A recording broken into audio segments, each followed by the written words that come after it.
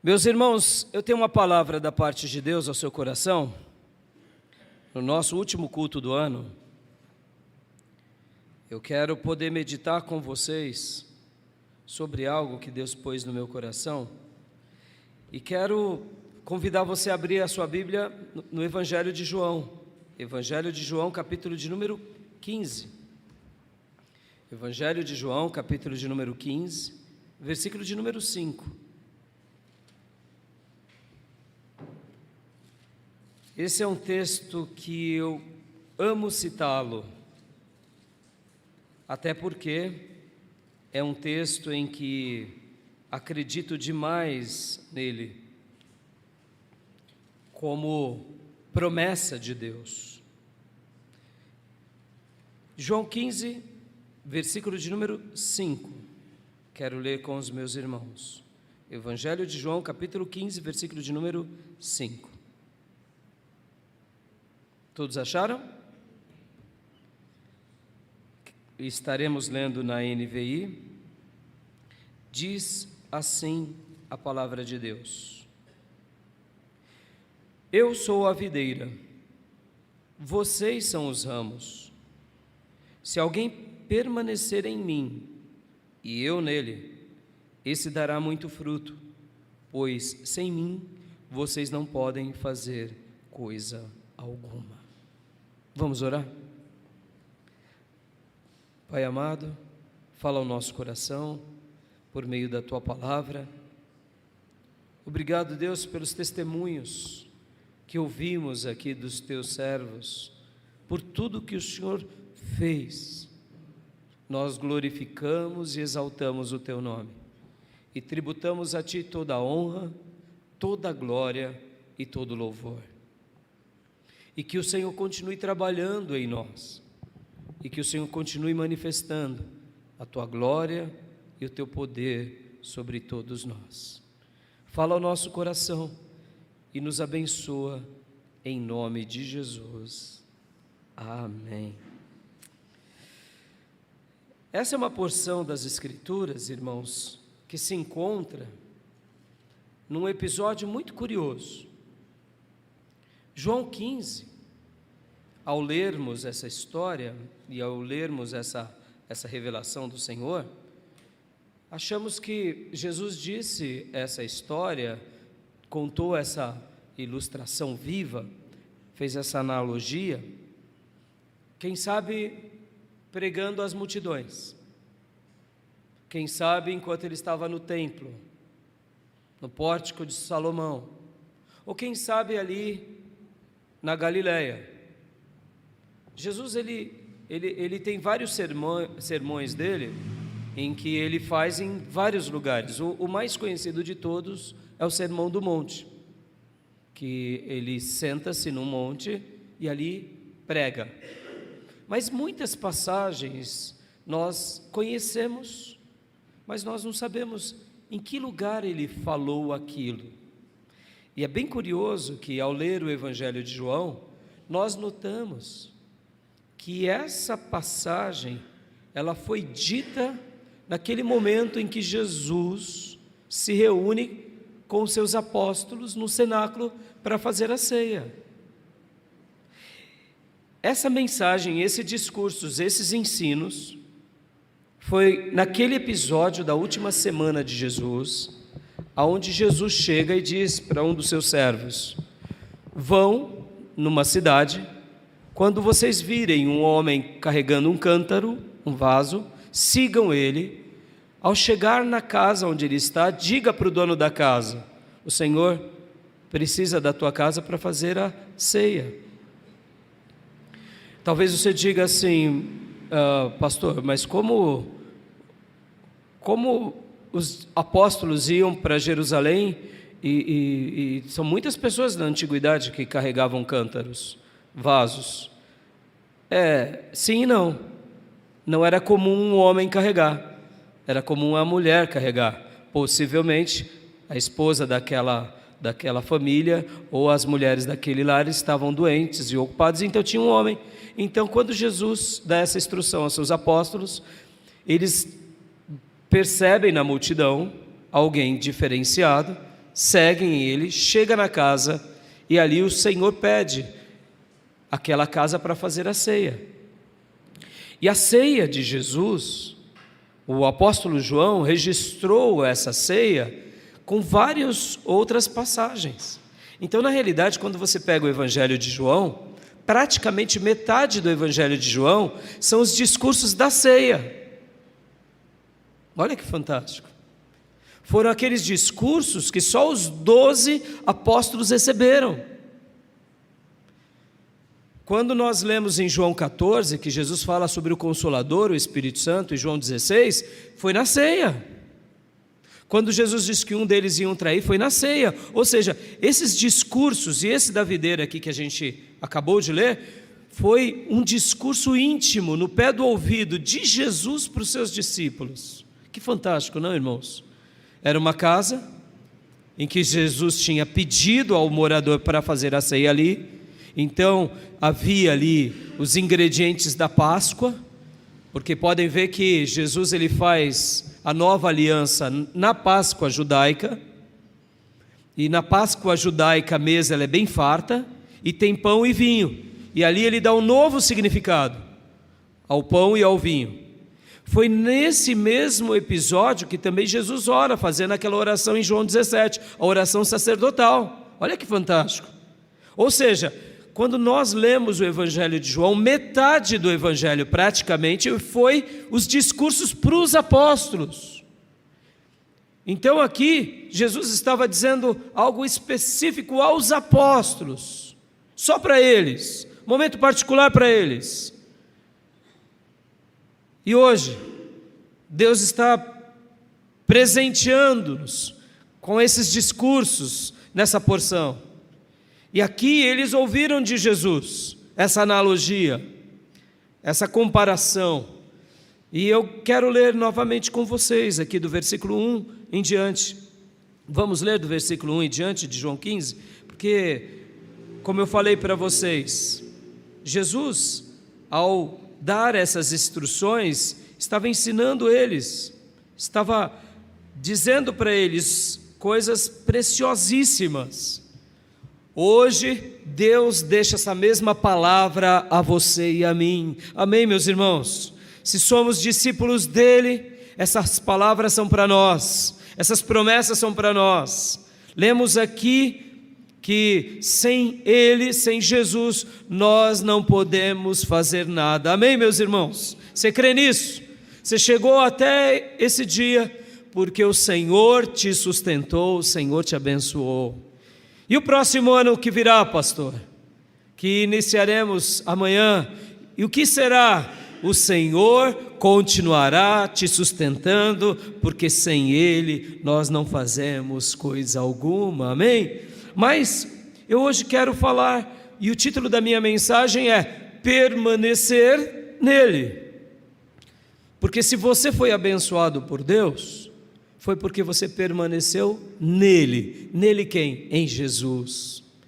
E para o próximo ano, pastor, e para o restante da vida, você continuará sendo abençoado, porque você, pela fé, continuará permanecendo nele. Amém? E olha só que interessante esse texto, irmãos. Prestem muito atenção todas as vezes que vocês verão a palavra permanecer. Permanecer. Permanecer. Antes da leitura do texto, eram 12 apóstolos. Um não permaneceu, que foi Judas Iscariotes. Que pena. Não era da vontade de Jesus. Jesus estava falando para ele aqui, inclusive. Jesus queria que ele permanecesse, mas ele não quis permanecer. E os outros 11? Eles continuaram. E os demais discípulos? Eles continuaram. E é por isso que estamos aqui, porque muitos permaneceram. Quando nós permanecemos em Cristo, causamos impacto na nossa vida e na vida de muitos. Amém, meus irmãos? Podem ver, 2000 anos se passaram, essa mensagem chegou até nós. Por quê? Porque muitos filhos de Deus permaneceram em Cristo. Aleluia. Você quer isso para a tua vida? Então vamos ler aqui, do versículo 1 em diante. Eu sou a videira verdadeira e o meu Pai é o agricultor. Todo ramo que estando em mim não dá fruto, ele corta, e todo que dá fruto, ele poda, para que dê mais fruto ainda. Vocês já estão limpos pela palavra que tenho falado. Permaneça em mim, e eu permanecerei em vocês. Nenhum ramo pode dar fruto por si mesmo se não permanecer na videira. Vocês também não podem dar fruto se não permanecerem em mim. Eu sou a videira, vocês são os ramos.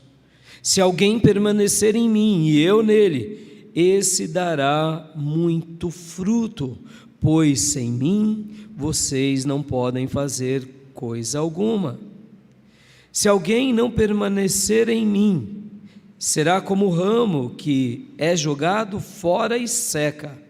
Tais ramos são apanhados, lançados ao fogo e queimados. Se vocês permanecerem em mim e as minhas palavras permanecerem em vocês, pedirão o que quiserem e será concedido. Meu Pai é glorificado pelo fato de vocês darem muito fruto, e assim serão meus discípulos. Como o Pai me amou, assim eu os amei. Permaneçam no meu amor. Se vocês obedecerem aos meus mandamentos, permanecerão no meu amor, assim como tenho obedecido aos mandamentos de meu Pai, e em seu amor permaneço. Tenho dito estas palavras para que a minha alegria esteja em vocês e a alegria de vocês seja completa. O meu mandamento é esse: amem-se uns aos outros como eu os amei. Amém. Até aí. Se permanecermos em Jesus, frutificaremos. Se frutifico para Deus, Deus nos limpa. Se estamos limpos, produzimos mais frutos ainda.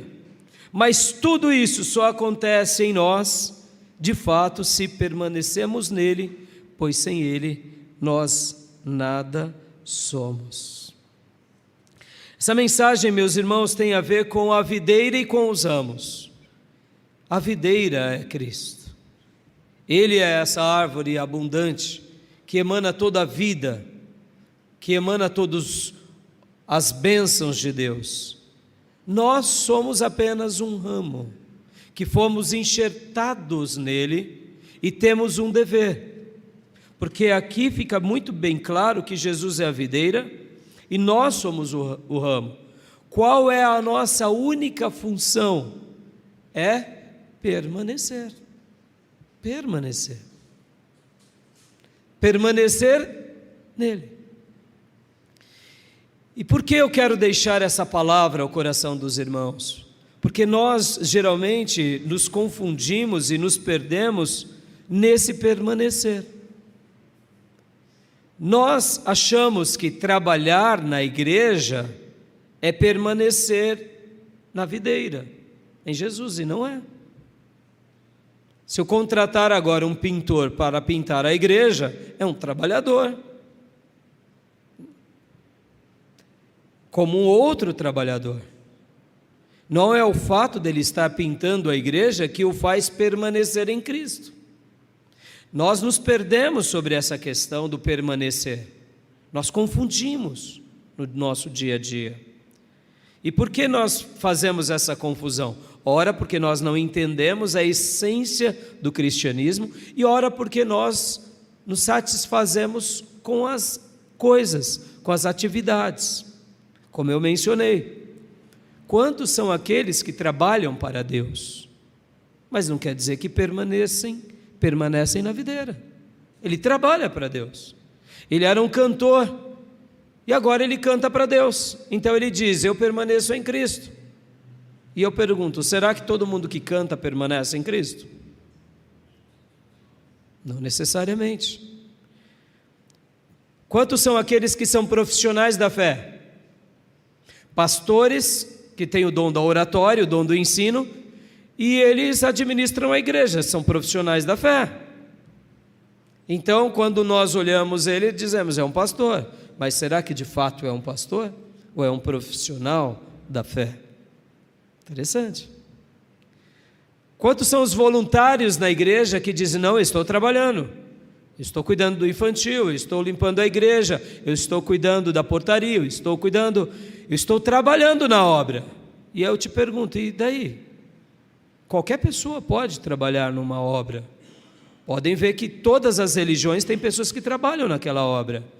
Trabalhar não diz se de fato estamos permanecendo. E estar na igreja? Porque talvez você diga: não, pastor, eu permaneço, eu estou na videira, porque eu não perco um culto. Eu estou na igreja sempre, aliás, pastor, eu nasci dentro da igreja. Minha mãe quase me pariu na igreja. Não foi na igreja, mas foi quase. Ou seja, nasceu, está desde bebê. E aí, está na videira? Não necessariamente. Porque, irmãos, há uma coisa muito interessante aqui. Esse permanecer resulta em algo. E o que resulta?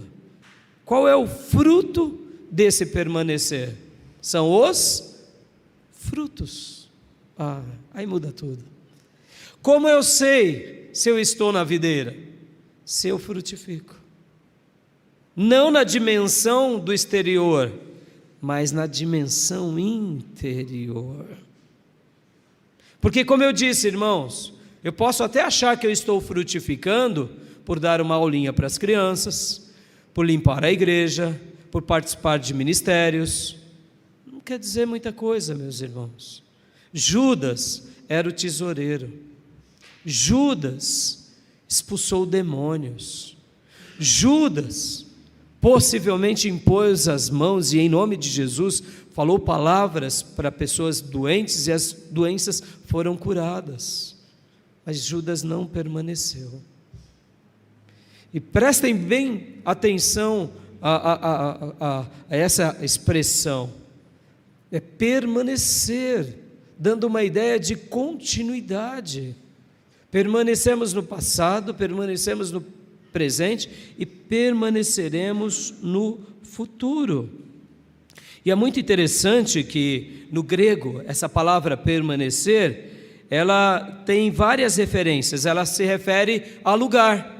Eu permaneço, aquela casa permanece naquele lugar, aquela árvore permanece naquela situação. Então, quando a gente vê essa expressão no original, ela tem a ver com essa questão da localidade. Vir à igreja não é tudo, irmãos. Vir à igreja não é tudo. É importante. Não vivemos sem igreja.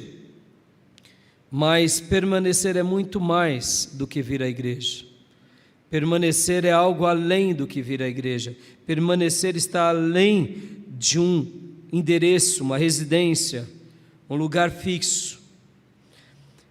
A gente aprende também que permanecer aqui tem a ver com referência ao tempo. Ou seja, você não deixa de ser brasileiro. Você será um brasileiro enquanto você viver. Você pode até se tornar de outra nacionalidade, mas o tempo passa e você não perde essa característica. Aqui Jesus está dando essa ideia do permanecer, inclusive com relação ao tempo.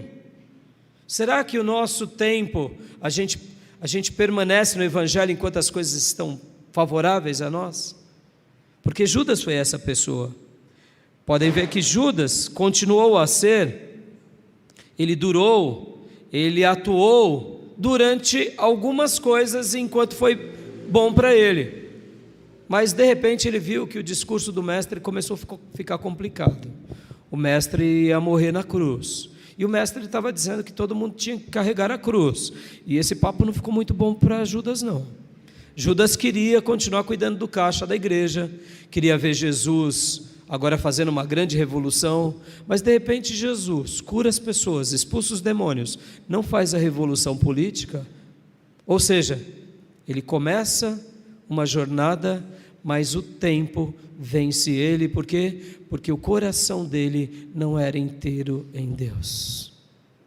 Permanecer tem a ver com isso, tem a ver com o lugar. Sim, o lugar é importante, claro que é importante, irmãos. Uma boa família, uma boa igreja, uma boa nação, isso é importante.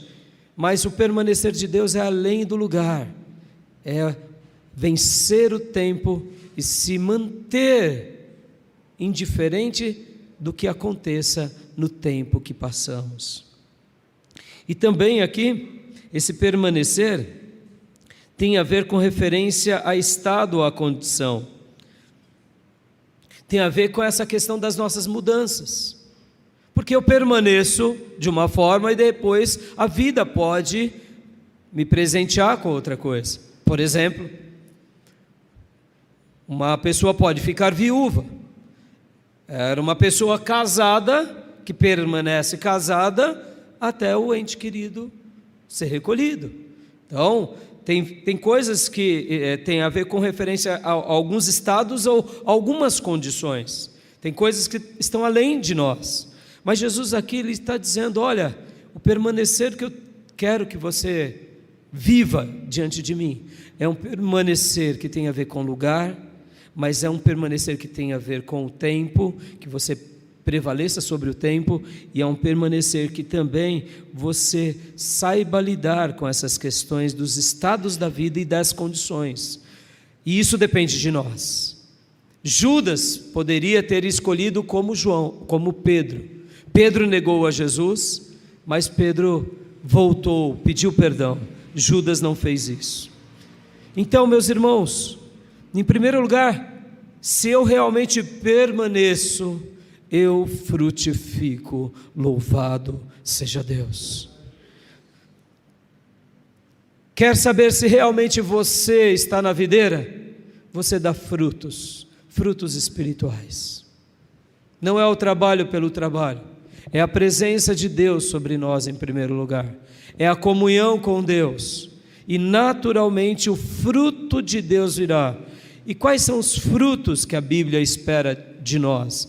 Em primeiro lugar, proclamarmos o Evangelho para outras pessoas. Segundo lugar, é o fruto do Espírito, dito lá por Paulo em Gálatas.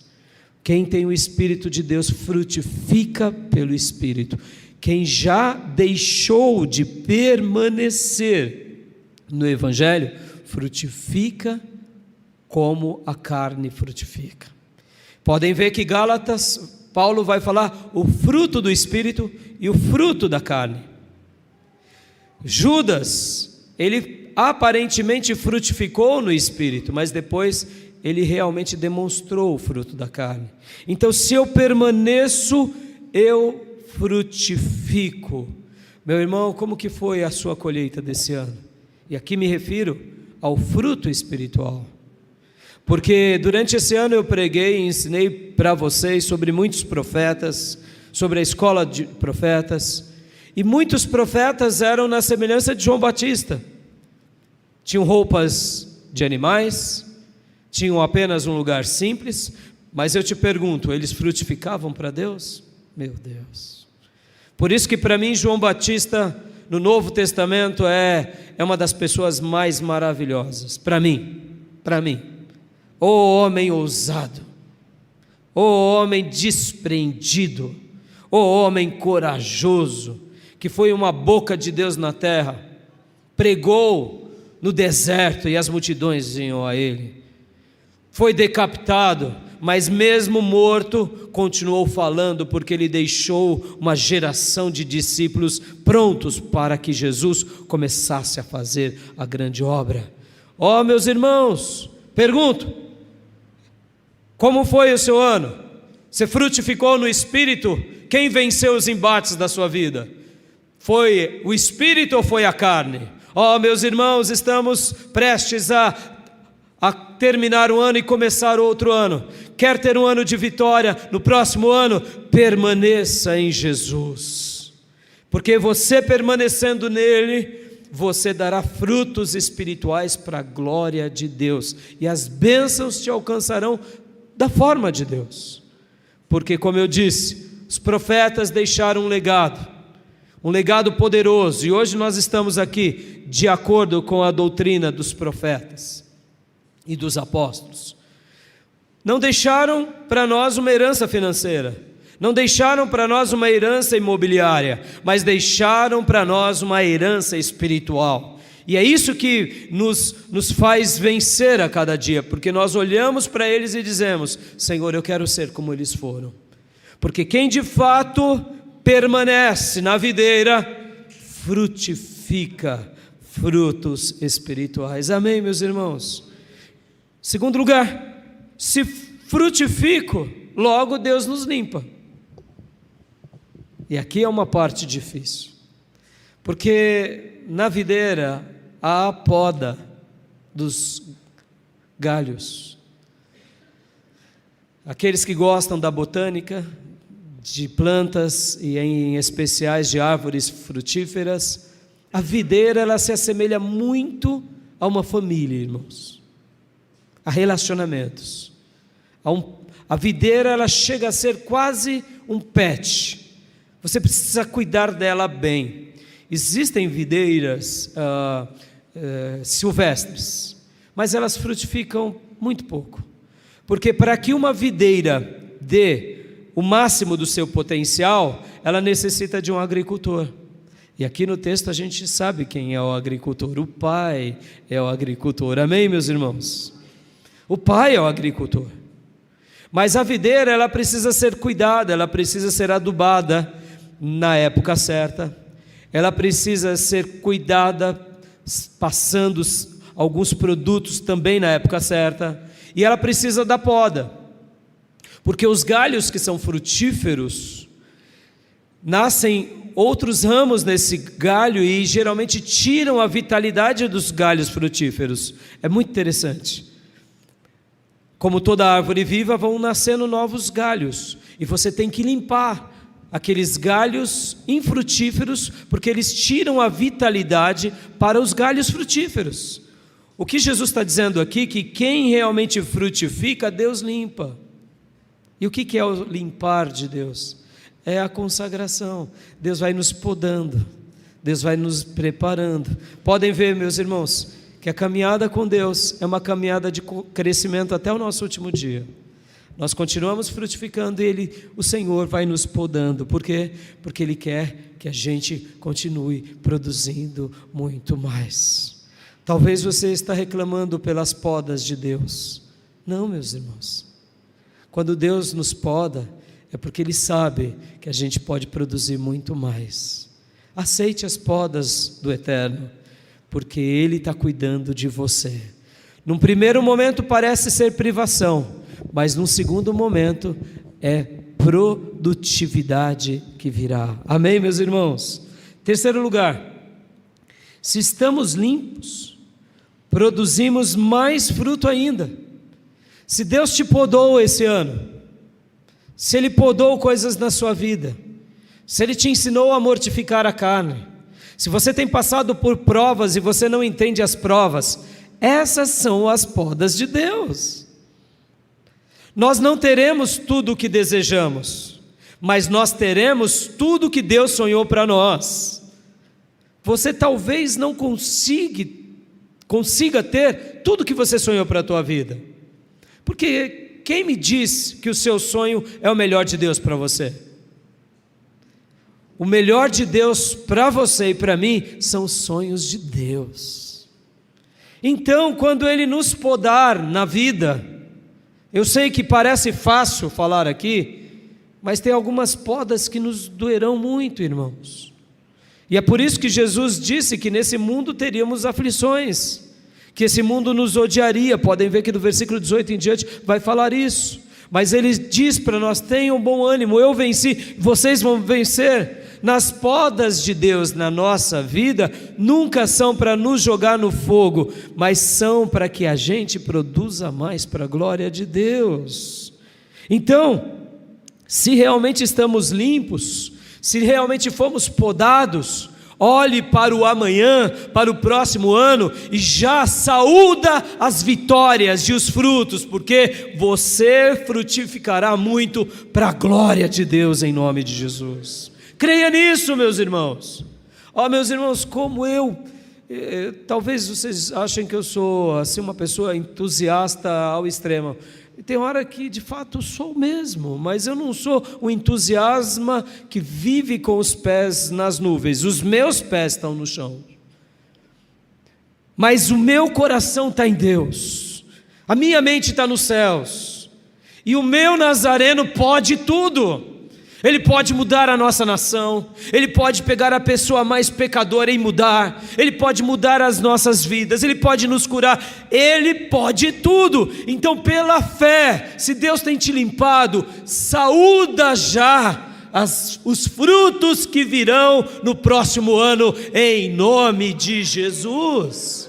E aqui eu ensino e quero ser redundante, dizendo: frutos espirituais, meus irmãos, frutos espirituais, porque tudo começa no mundo espiritual e depois deságua no mundo físico. Como eu disse, o que Deus tem para vocês? Meus irmãos, como eu amo esse lugar. Vocês não têm noção do amor que eu tenho ao servir aqui a minha família e a cada um de vocês. Porque durante anos na minha vida eu sonhava, eu falava: Deus, fala comigo, o que o Senhor tem para mim, Pai? Me diz, Pai. Foram 5 ou até um pouco mais, foi por volta de 7 anos, eu digo 5 porque por volta de 5, 6 anos eu fiz essa oração ininterrupta: Deus, me mostra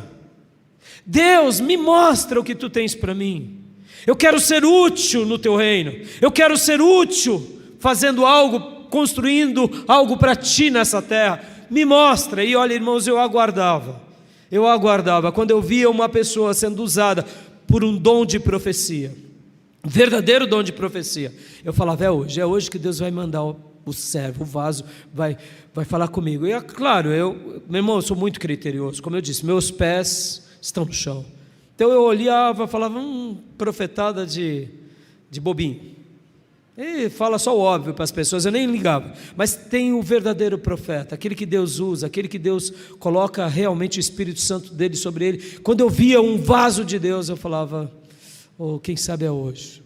Irmãos, como eu sonhava isso. Tive várias experiências ouvindo a voz de Deus e nada, Deus não me sinalizava nada.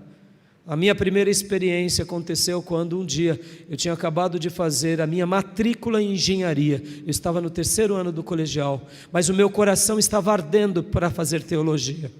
Eu lembro como hoje, eu fui na editora Betel, que ficava lá na São Bento, numa galeria, e lá descobri: existe seminário teológico? Seminário de crente?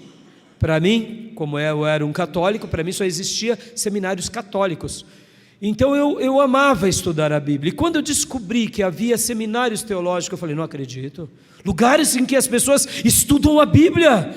Eu fiquei assim, mas eu tinha um objetivo, já trabalhava no mercado financeiro, então eu pensei: não, eu vou fazer, eu gosto de cálculo, eu vou fazer engenharia, o mercado financeiro gosta muito de engenheiros. E eu me lembro que foi chegando próximo ao final do ano, eu estava concluindo o meu colegial lá no Objetivo, no Tatuapé, e os meus amigos perguntavam para mim: o que você vai fazer? Eu dizia: eu acho que eu vou fazer engenharia. Eu fiz o meu curso técnico em processamento de dados, ainda quando os computadores eram de 8 bits, 16 bits, 32 bits, aqueles museuzão, sabe? Linguagem de máquina, eu fiz, mas eu não gostava. Eu passei, mas não gostava dessa área. Então eu falava: bom, vou fazer engenharia. E eu me lembro que eu descobri o seminário e o meu coração começou a arder. Eu era muito novo, eu tinha 1 ano e pouco de conversão. Então eu não sabia direito discernir a voz de Deus. Eu não sabia discernir direito, mas eu sentia que o Espírito Santo me conduzia por alguns caminhos. E como o Espírito Santo nos conduz, irmãos, é doce. A presença dele é maravilhosa. Tudo que Ele faz quando Ele quer uma obra na nossa vida, vem com paz. Podem ver que Colossenses diz que a paz de Cristo seja o juiz dos vossos corações. Quer saber se o Espírito Santo está te conduzindo? Você sente paz, uma paz que excede o entendimento. E eu me lembro que foi chegando o final do ano, e eu fiz a minha matrícula para fazer o vestibular de engenharia na faculdade 9 de julho. Naquele mesmo dia eu pus o papel no meu bolso. E dentro do meu coração eu dizia, eu não quero isso, eu não quero. Mas tudo bem, eu vou fazer, porque afinal de contas, preciso. Morava sozinho nessa época. E eu me lembro como hoje, meus irmãos. Eu morava em Itaquera, saía do Tatuapé, o colegial, eu tinha que estudar no meio do caminho, porque trabalhava no centro, morava em Itaquera, então eu tinha que estudar no meio do caminho, porque senão não chegava na escola. Por isso que eu fui estudar no Objetivo, fazer esse colegial. E eu me lembro como hoje, eu fazia baldeação no Terminal Carrão, para ir pegando o ônibus, para ir para minha casa no Parque do Carmo, que eu morava lá.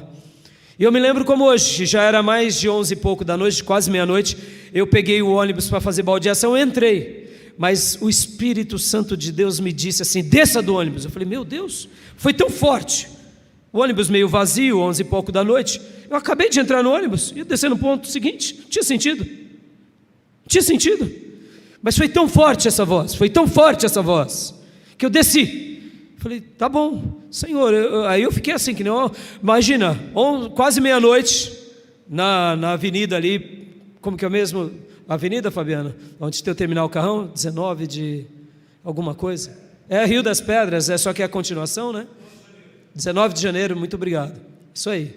E ali eu parei, fiquei sozinho no ponto, e ali eu comecei a orar. Porque, irmãos, foi forte. O Espírito Santo falou comigo, impôs, desce. Eu dei, na hora que desce, eu dei o sinal e desci. O motorista, acho que falou, esse rapaz é xaropinho, acabou de entrar e desceu. Meus irmãos, quando o Espírito Santo fala, obedeça. Porque se você está limpo, você vai produzir muito fruto em nome de Jesus. E já saúda pela fé os frutos que você colherá em nome de Jesus. E eu desci. Quando eu desci ali, eu comecei a orar. Fazer o quê? Quase meia-noite. Senhor, estou aqui. Aí, por acaso, peguei o papel do meu bolso. E aí comecei a orar, o Senhor colocou a faculdade, que eu tinha acabado de fazer a matrícula para fazer o vestibular. E aí o Espírito Santo me disse, quase que de forma audível, ele imprimiu em mim, eu quero você fazendo teologia. E eu disse, como? Eu quero você num seminário. E ali eu comecei a chorar copiosamente. Peguei o papelzinho da minha matrícula e rasguei ali mesmo e disse, amém. Aí veio um outro ônibus, peguei um ônibus meia hora depois, né, porque era de noite, durante a semana. Fui chorando e louvando a Deus até chegar na minha casa. Quando cheguei na minha casa, naqueles dias meu pai tinha vindo da praia para minha casa, e meu pai falou, e aí? E eu falei para ele, pai, eu vou fazer seminário teológico. Aí, meus irmãos, aí o caldo ficou estreito. Meu pai até hoje ainda não declarou Jesus, por enquanto, amém? Esse vai ser um fruto que eu vou colher em nome de Jesus, amém? Mas meu pai falou, não, que fazer ter seminário, você está louco? Aí, resumindo, eu fui dormir às 3 da manhã, eu falava, papai, sou eu que quero estudar, eu vou fazer, não estou te desobedecendo, pai, depois eu faço outra faculdade, mas foi algo além, Deus falou comigo, e ali, por volta das 3 da manhã, meu pai parou de insistir, concluí meu curso de colegial, e fui fazer seminário, e aqui estamos, meus irmãos, em nome de Jesus. Se nós estamos limpos, produziremos muitos frutos. Siga o que Deus tem para você, filho. Não importa o que as pessoas estão falando, o que importa é Deus. E pela fé, já saúde as bênçãos, porque elas virão no tempo de Deus para a sua vida. Sabe por quê? Quarto e último lugar. Por quê? Porque se tudo isso acontecer na nossa vida, não é pelas nossas virtudes, não é pelo nosso intelecto, não é pelas nossas performances, mas é porque nós estamos firmes na rocha, e a rocha é Jesus. Amém, meus irmãos? Guardem isso no seu coração, meus irmãos. Quando nós permanecemos em Deus, nós frutificamos poderosamente, porque será o Espírito Santo de Deus na sua vida. O desejo do meu coração é que você ainda hoje celebre a Deus, agradecendo a Deus por todas as suas conquistas que você já teve, mas em nome de Jesus coloque uma dose a mais de fé. Por quê? Porque se você continuar permanecendo em Cristo, pode saudar, porque virão muitas outras vitórias e bênçãos para a tua vida, para a tua família, para a nossa igreja, para o nosso país, em nome de Jesus. Amém, meus irmãos? Permaneçam em Cristo e frutifiquem abundantemente para a glória dele. Amém? Eu quero isso para a minha vida, eu desejo isso para os irmãos. Vamos orar? Pai, muito obrigado, Deus, por esse momento tão maravilhoso em que gastamos nos recordando que sem Ti nós nada somos. Sem mim vocês não podem fazer coisa alguma. E se temos frutificado no Espírito e na vida física, é pela Tua bondade, é pela Tua misericórdia, é pelo Teu amor, e é porque nós permanecemos em Cristo. Nos ajuda, Senhor, nos ajuda a permanecer a cada dia no nosso futuro. Nós não sabemos do que nos aguarda, mas sabemos que o Senhor estará conosco, e quando o Senhor está conosco, nós frutificaremos para a glória do Teu nome, louvaremos o Teu nome e causaremos impacto na vida de muitas pessoas, não porque somos alguma coisa, mas porque estamos recebendo toda a vitalidade, toda a vida, todos os benefícios dessa videira maravilhosa chamada Jesus Cristo. Continue abençoando o Teu povo e fazendo com que eles tenham um ano maravilhoso no próximo ano, e que eles possam apenas permanecer em Jesus, permanecer no Teu amor, permanecer na Tua palavra, permanecer na videira verdadeira. É assim que eu oro e deixo essa palavra ao coração do Teu povo, em nome de Jesus. Amém. Amém, meus irmãos. Esse é o segredo para que a gente possa desfrutar de todas as bênçãos de Deus. Talvez você que me ouve agora diga para si mesmo: eu não tenho frutificado como Deus deseja. Então eu deixo essa palavra a você e digo: olhe para Jesus, se agarre a Jesus, clame por Jesus, porque Ele pode mudar a sua história, Ele pode te fazer frutificar de novo, Ele pode te restaurar novamente. Se esse ano passou e você está chegando agora e vendo que esse ano você não deu frutos, porque você de fato não permaneceu nele, então peça perdão a Deus, reate as suas alianças e faça como o filho pródigo, volte ao Senhor, porque eu ouso e afirmo, o Pai está de braços abertos te esperando de volta. Ele tem roupas novas para você, Ele tem um banquete para você, Ele tem sandálias para você, Ele tem um anel para colocar na sua mão. Sabe por quê? Porque Ele te ama, e Ele pode mudar a sua história, só Ele, mais ninguém.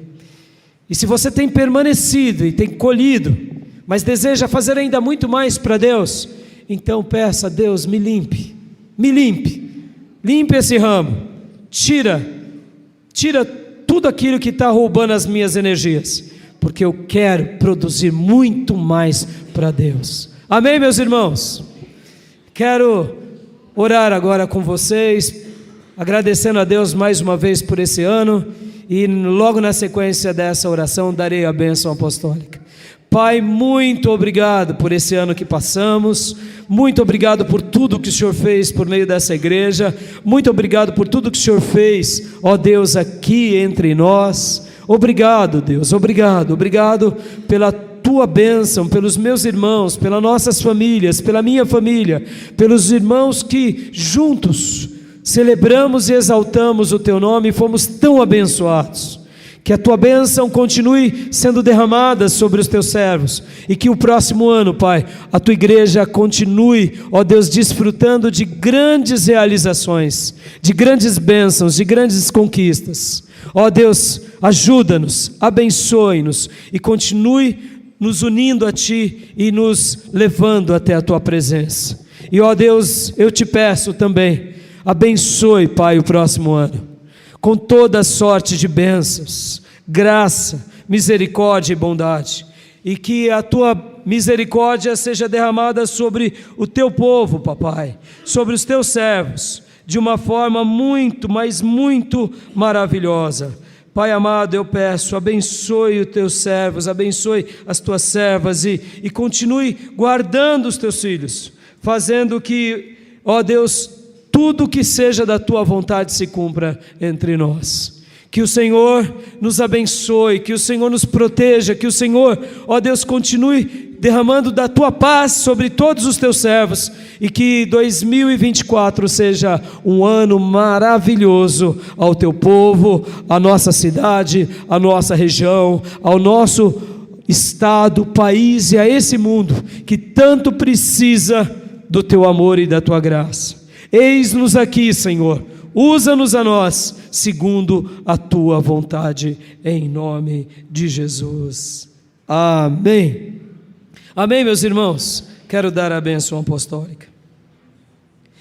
Que a graça do Senhor Jesus, que o amor de Deus Pai, e as santas e eternas consolações do Espírito Santo de Deus estejam com todos vocês, agora e para sempre.